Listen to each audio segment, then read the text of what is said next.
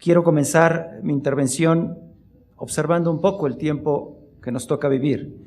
Pareciera que en la lógica del modernismo del siglo XVIII-XIX estamos viviendo tiempos felices, crecientemente felices, porque los adelantos científicos y tecnológicos que aparentemente han elevado de una manera sustancial los estándares de vida en el mundo occidental, parece que ya implican el desarrollo permanente. Por momentos pareciera que este progreso continuo de la modernidad ilustrada se ha hecho realidad. No estamos viviendo realmente una época novedosa, más bien estamos retornando 25 siglos en el tiempo y nos estamos volviendo a hacer exactamente las mismas preguntas que ya se hacían los primeros filósofos griegos. ¿Qué es el hombre? ¿De dónde viene? ¿Hacia dónde va? ¿Cuál es su misión en la vida? Hoy se están replanteando modelos de convivencia con innegables consecuencias sociales y culturales. Se está discutiendo la naturaleza misma de la persona a partir de preguntas sobre su identidad genética y la posibilidad de modificarla, sobre su identidad sexual, introduciendo nuevos conceptos como el de género y la ilusión de elegirlo o cambiar el que ya se tiene, sobre el momento en que comienza y termina la vida de la persona, elevando a rango de ley el supuesto derecho a eliminar seres humanos que todavía se encuentran en proceso de gestación en el vientre materno. Visiones pragmáticas, por un lado, nos hablan de un ser humano utilitario para el ejercicio del poder y para el desarrollo del mercado. Visiones dogmáticas, como las populistas, las estatistas y las totalitarias, nos hablan de un ser humano sujeto a la voluntad y a la conciencia, a la inteligencia, al diseño de otras personas, y ambas visiones han obstaculizado un sano realismo a la hora de aproximarnos a las grandes cuestiones de nuestra época. Hace algunas décadas, este escritor que seguramente conocen ustedes, George Orwell, uno de los escritores políticos más audaces del siglo XX, dijo que malos tiempos corrían cuando era necesario explicar lo que a todas luces es evidente. Tenemos que explicar que en un óvulo fecundado está absolutamente toda la información genética de un nuevo ser humano, y una vez que lo explicamos, tenemos que explicar cómo es posible que entre la fecundación y la 12ª semana haya exactamente el mismo ser humano que a partir de la 12ª semana. Tenemos que explicar lo evidente, porque el ataque cultural contra la dignidad de la persona humana va contra lo evidente.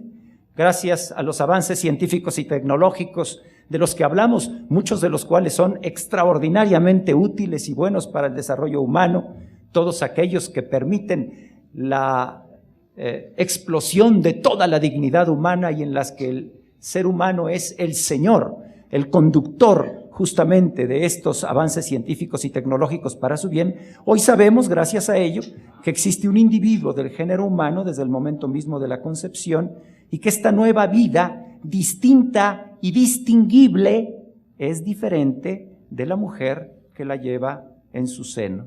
El aborto, pues, significa la muerte de una persona, o si se prefiere, la de un individuo humano, ya aclararemos este tema, persona-individuo, y siempre tiene consecuencias negativas irremediables. Desde la perspectiva de la salud de la mujer, aun cuando se lleve a cabo en las mejores condiciones sanitarias, el aborto en la mujer produce riesgos tales como la esterilidad, abortos espontáneos subsecuentes, trastornos menstruales, hemorragia, infecciones, útero perforado, insuficiencia renal aguda. El aborto tiene consecuencias psicosomáticas como insomnio, pérdida de apetito y peso, agotamiento, disminución de la capacidad de trabajo, vómito, frigidez. Los científicos que hoy les hablarán, los médicos, abundarán en estos temas, y evidentemente efectos psicológicos como sentido de culpabilidad, que demuestran que el aborto aumenta en 6 veces la tasa de suicidio de las mujeres en comparación con las que llevan el embarazo a buen término, aún tratándose de un embarazo no deseado, y en 5 la probabilidad de caer en vicios como el alcoholismo o la drogadicción. Por todo esto, afirmamos frente a la Corte que no hay aborto seguro. Lo que resulta seguro es que el aborto disminuye la calidad de vida de la mujer. Por eso hemos dicho que queremos que vivan los dos, y que queremos que con el apoyo de la sociedad y del gobierno los dos vivan bien. Es tal el daño que se produce en la mujer, obviamente en el bebé de cuya vida se priva un ser humano. Es tal el daño que produce el aborto que por ello queremos apoyo para la mujer y el bebé y cárcel para los negociantes de la muerte. Por ello, queremos que el varón asuma su responsabilidad. Se nos ha dicho que defendemos el aborto, que defendemos la vida y atacamos el aborto porque queremos que se penalice a la mujer y que entonces las cárceles mexicanas estarían llenas de mujeres. No, se equivocan. No queremos que se penalice a la mujer. Lo que queremos es que se le acompañe, es que se le asesore, es que el dinero que se gasta en la ganancia de los laboratorios y de los fabricantes de los insumos propios de esa carnicería que es el aborto, que esos recursos se destinen a la asesoría, a las mujeres y después, sin duda, al gran tema de la adopción, como ya se ha venido hablando acá. Decíamos que hay esta discusión entre si es un individuo o una persona. Miren, individuo es la expresión mínima de un ser para que siga siendo lo que es, de manera tal de que si le quitas uno de los elementos, deja de ser lo que es. Por ejemplo, un individuo humano tiene un alma racional y un cuerpo material. Si le quitas el cuerpo, ya no es un individuo humano, porque sería simplemente un ángel. Y si le quitas el alma, ya tampoco es un individuo humano, porque entonces sería un animal. Bueno, esa individualidad permite distinguir a un ser dentro de la misma especie sin que deje de pertenecer a esa misma especie. El individuo que está en el vientre materno es, conforme a la ciencia médica, es un individuo del género humano que está completito y que por lo tanto nunca puede ser discriminado por razones de edad o cualesquiera otra, y a quienes no se le puede privar de la existencia porque se le anularía el derecho más elemental de todo individuo del género humano, que es el derecho a la vida, como dice la Declaración, sobre el cual se fundamentan el resto de los derechos y libertades. El aborto entonces no solo elimina a un individuo humano, término constitucional suficiente para lo que estamos sustentando, sino a una persona cuya dignidad infinita e irrenunciable es consecuencia de su espiritualidad y, ojo, por lo tanto, de su condición de criatura, porque el espíritu no puede crearse a sí mismo. Persona que está llamada a hacer su singular aporte al desarrollo de la comunidad, al bien común. Y esta afirmación que he hecho es una afirmación filosófica, no religiosa. Pero no solamente el concebido,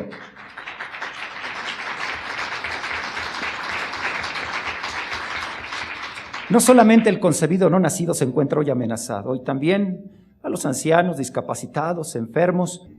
Todas estas personas corren el riesgo de ser despreciadas por una parte de la sociedad que no quiere asumir el deber de la solidaridad con todas ellas.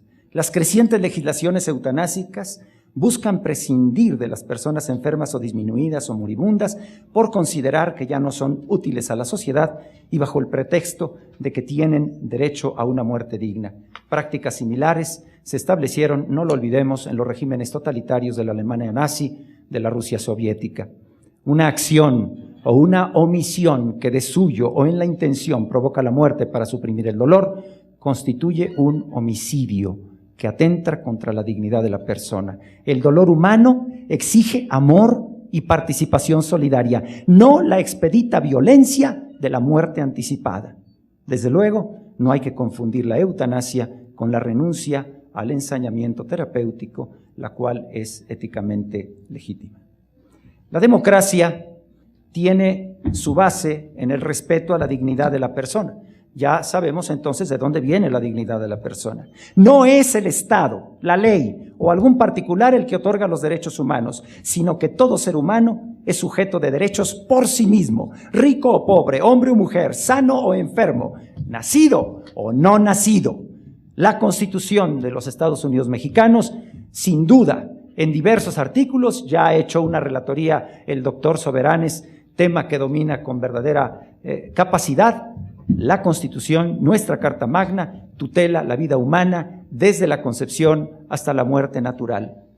Pero abundemos en esta parte.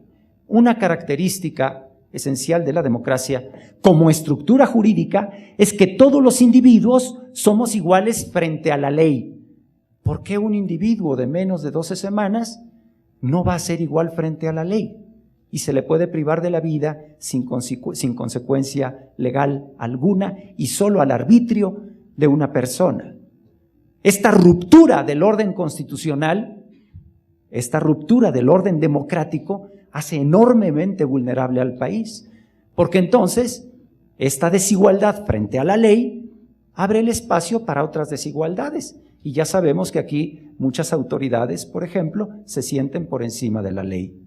Una nota central también del sistema democrático como régimen político es que cada persona tiene una individualidad única e irrepetible y una vocación social que le permite hacer una contribución insustituible al bien común. ¿Por qué personas, o si se quiere, individuos de menos de 12 semanas no reciben el respeto que requiere su individualidad única e irrepetible y su vocación social cuando su aportación no puede ser sustituida absolutamente por la de ningún otro ser humano? Para la democracia, en tercer lugar, como sistema de vida y de convivencia, todos los individuos gozan de idéntica dignidad, por lo que nadie puede ser discriminado por motivo alguno. Bueno, pues aquí se discrimina, al menos por motivo de edad, cuando no por otra serie de pretextos o motivos que hemos escuchado por ahí, por todos lados. Por ejemplo, no hombre, es que estos pobres nuevos bebés van a venir solo a sufrir al mundo porque van a nacer pobres en la miseria y en la marginación.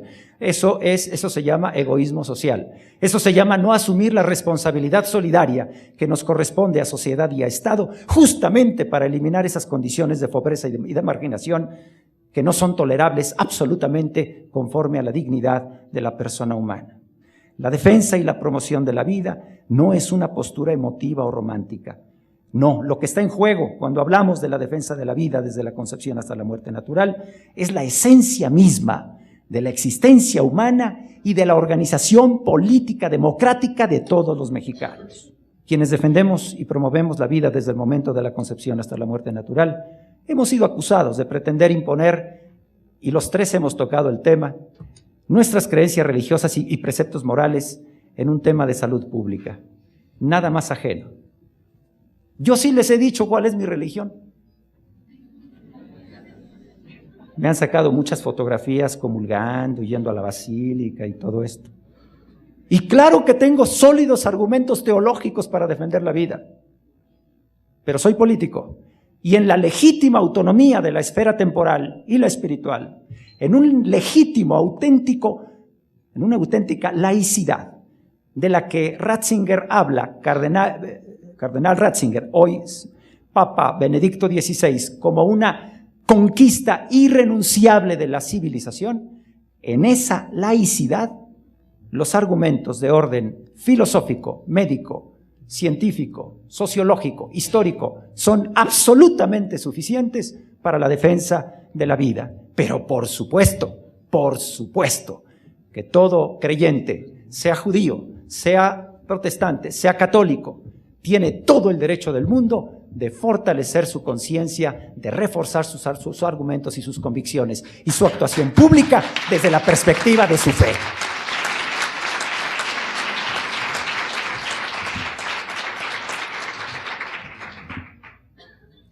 Dentro de este anhelo por construir una cultura de la vida, una civilización basada en el amor, hay que recuperar el amor para la política, se inscribe el tema de la familia. La fracción tercera del artículo 16 de la Declaración Universal de los Derechos Humanos, suscrita por México, dice: la familia es el elemento natural y fundamental de la sociedad y tiene derecho a la protección de la sociedad y del Estado. No más, no menos.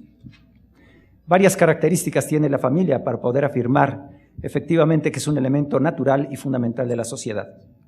La familia es el medio idóneo para el óptimo desarrollo de la persona, en donde ésta nace y crece, recibe cuidado, alimentación, atención y afecto. en donde establece el primer contacto con el exterior, en donde aprende a convivir con otras personas, en donde aprende a expresarse y comunicarse, en donde aprende sobre moral y buenas costumbres, en donde aprende valores y desarrolla hábitos y virtudes. Desde un punto de vista meramente biológico, la familia constituye el ámbito en el que la especie humana cumple su instinto de conservación, tanto por la reproducción como por la tutela de los nuevos seres humanos protegidos por papá y mamá. No es la familia un invento cultural, como algunos antropólogos pretenden, sino una institución derivada de la unión permanente, natural y abierta a la vida, con responsabilidad entre un hombre y una mujer que son complementarios en lo físico, psicológico y espiritual. Todos los elementos históricos disponibles, escritos o gráficos, acreditan la existencia de la familia, aunque la familia haya tenido mayor o menor solidez a lo largo de la historia. Es cierto que se debe tener un máximo respeto hacia las opciones de vida privadas, y que no se puede imponer en una sociedad libre un modo de vida concreto, pero eso no quiere decir que se puedan equiparar tales opciones con la familia en tanto célula que vertebra todo el tejido social. Por ello, el Estado jamás debe pretender sustituir a la familia, sino más bien ayudarla y superar los obstáculos que surjan para que pueda cumplir sus fines naturales, que son estratégicos para el buen desarrollo de una sociedad en su conjunto, sea o no democrática. De este principio derivan derechos inviolables de la familia, tales como decidir el número y espaciamiento de sus hijos y el derecho primario de los padres a educar a sus hijos con el apoyo subsidiario del Estado y de las iglesias. Un enemigo de la familia es la pobreza extrema. Todavía, a pesar de los avances realizados, México tiene una pobreza extrema, pobreza alimentaria, de alrededor del 13% del total de nuestra población. Cuando hablamos de porcentajes no somos suficientemente conscientes de lo que esto significa. Son 12 o 13 millones de personas, como tú y como yo. La marginación es otro enemigo de la familia. La falta de acceso a las oportunidades, particularmente de salud, educación, alimentos, vivienda. La migración, que es consecuencia, con frecuencia, de la propia pobreza y de la marginación.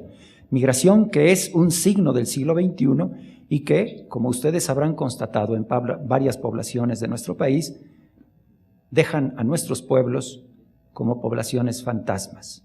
Cada vez hay más ataques a la figura de la familia desde el mercado y desde el Estado, desde iniciativas que quieren dar los mismos derechos a formas de convivencia que no son matrimonio, hasta autoridades de gobierno que rechazan iniciativas y políticas que promueven la familia, pasando por comerciales que denigran y ridiculizan la convivencia familiar y promueven el egoísmo.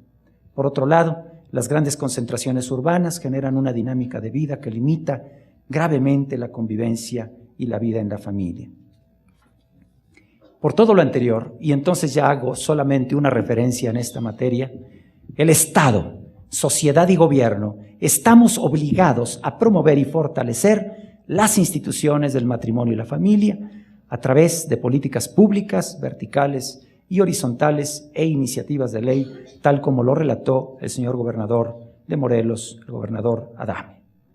Hoy apreciamos, amigas y amigos, entrando ya a la parte final de mi reflexión, en el mundo occidental intentos por implantar un nuevo, insensible totalitarismo, sobre todo de las conciencias. Quizás un totalitarismo menos burdo que el que padecimos en el siglo XX en diferentes sociedades, pero probablemente más nocivo y peligroso porque involucra la libertad, la dignidad, la conciencia de las personas. Hoy vemos tentativas por eliminar cualquier referente moral que no provenga del Estado, para que éste sea el que dictamine lo que es bueno y lo que es malo, para que defina derechos humanos, los conceda o los elimine.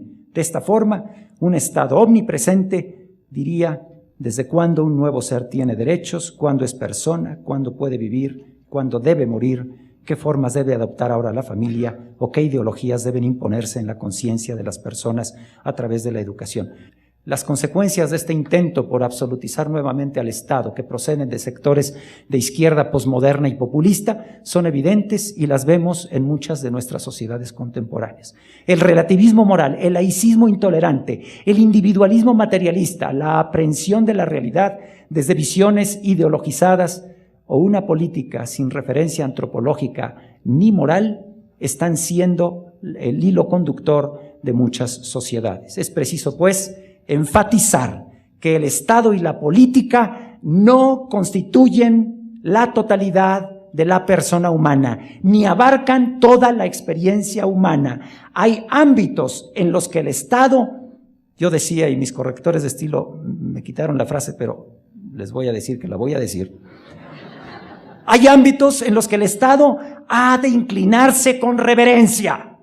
La conciencia, la familia, la relación del hombre con Dios, la cultura, ámbitos en los que el Estado ha de crear las condiciones para que el espíritu humano se explaye tanto cuanto sea capaz de hacerlo, sin más límite que el orden público. El Estado no puede decidir la conciencia de las personas. El Estado no puede decidir el modelo de familia. El Estado no puede ni siquiera entrometerse en la cultura porque al instrumentalizarla la corrompe. El Estado y el poder se ennoblecen y se consolidan cuando se orientan al servicio de la persona y de la familia y se ponen al servicio de la cultura y de la vida interior del hombre.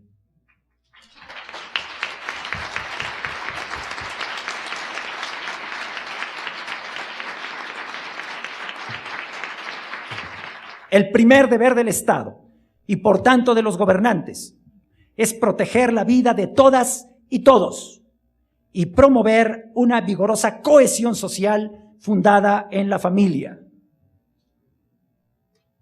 La delincuencia está estrechamente vinculada con la desintegración de las familias. Este compromiso de los legisladores y gobernantes humanistas demanda coherencia y valor. No tengamos miedo. Nos dirán que defendemos principios religiosos, les diremos que aunque algunas iglesias, las iglesias históricas sustentan los mismos valores, la ley natural es filosofía, derecho y democracia. Nos llamarán fundamentalistas los fundamentalistas del relativismo. Les mostraremos que la democracia no es viable sin valores absolutos. Nos imputarán que violamos el Estado laico. Y les demostraremos nuestro compromiso con la laicidad del Estado como conquista de la civilización, porque no pretendemos que una ley religiosa se torne civil, sino que los derechos humanos, derivados de la naturaleza humana, se objetivicen en el derecho positivo. Nos dirán que no entendemos las exigencias de la civilización y que por tanto no estamos capacitados para participar en política. Les diremos que tal postura es intolerante y antidemocrática. Nos dedicarán todo tipo de adjetivos, lindezas. Nosotros respetaremos invariablemente a las personas que piensan diferente a nosotros, pero al mismo tiempo seguiremos trabajando denodadamente por la verdad acerca de la persona y de la familia. No tengamos miedo. Los ciudadanos también saben valorar la coherencia, en especial de las y los políticos. Los ciudadanos están ansiosos de coherencia en nosotros.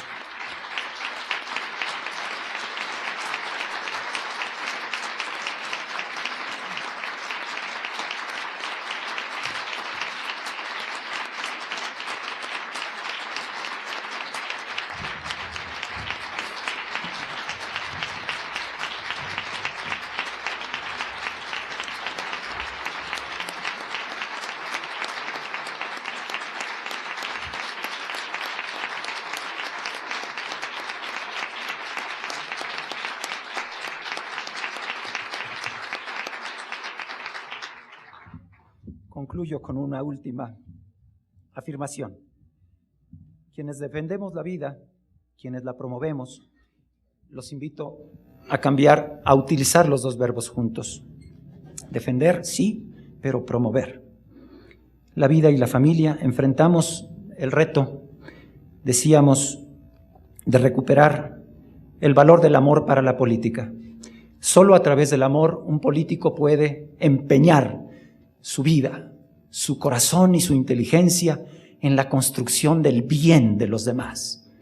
El bien de otro se construye no por un salario, no por un currículum, no por un puesto. Se construye porque se le ama. Llámale solidaridad, llámale como quieras. Pero el bien de otro, de otra, se construye porque se le ama.